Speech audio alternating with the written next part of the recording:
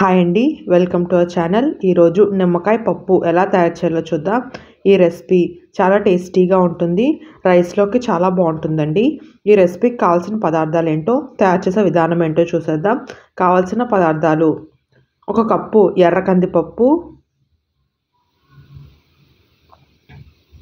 2 నిమ్మకాయలు జ్యూస్ తీసుకొని పక్కన పెట్టుకోవాలండి, 4 పచ్చిమిరపకాయలు పొడుగ్గా కట్ చేసుకున్నవి, 8 వెల్లుల్లి రేఖలు, పావు టీ స్పూన్ పసుపు, రుచికి సరిపడా ఉప్పు, 3 టేబుల్ స్పూన్లు ఆయిల్, 1 స్పూన్ ఆవాలు, 1 స్పూన్ జీలకర్ర, 2 రెమ్మల కరివేపాకు, 2 ఎండుమిరపకాయలు.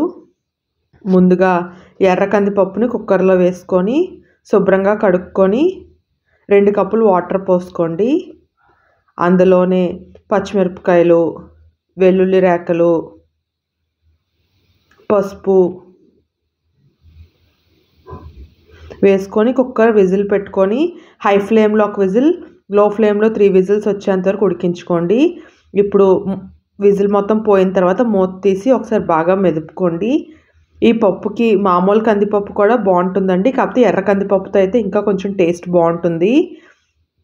ఇప్పుడు స్టవ్ ఆన్ చేసి ప్యాన్ పెట్టుకోండి. అందులో ఆయిల్ వేసుకోండి.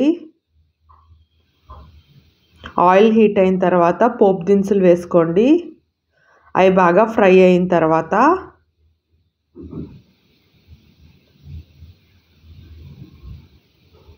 ముందుగా ఉడికించి పెట్టుకున్న పప్పును వేసుకోండి. ఇప్పుడు కొద్దిగా వాటర్ పోసుకొని మీ కన్సిస్టెన్సీ తగ్గట్టుగా అడ్జస్ట్ చేసుకోండి. అందులోనే సాల్ట్ కూడా వేసుకోండి. ఒకసారి బాగా కలుపుకొని పప్పు మరుగుతున్నప్పుడు నిమ్మరసం పిండుకోండి. పప్పు బాగా ఉడికిన తర్వాత స్టవ్ ఆఫ్ చేసి ఒక సర్వింగ్ బౌల్లో తీసుకొని అన్నంతో సర్వ్ చేసుకుంటే ఎంతో టేస్టీగా ఉంటుందండి.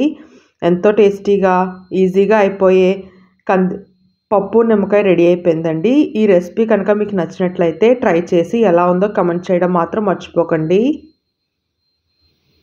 వీడియో నచ్చినట్లయితే లైక్ చేయండి, కమెంట్ చేయండి, షేర్ చేయండి, సబ్స్క్రైబ్ చేయండి.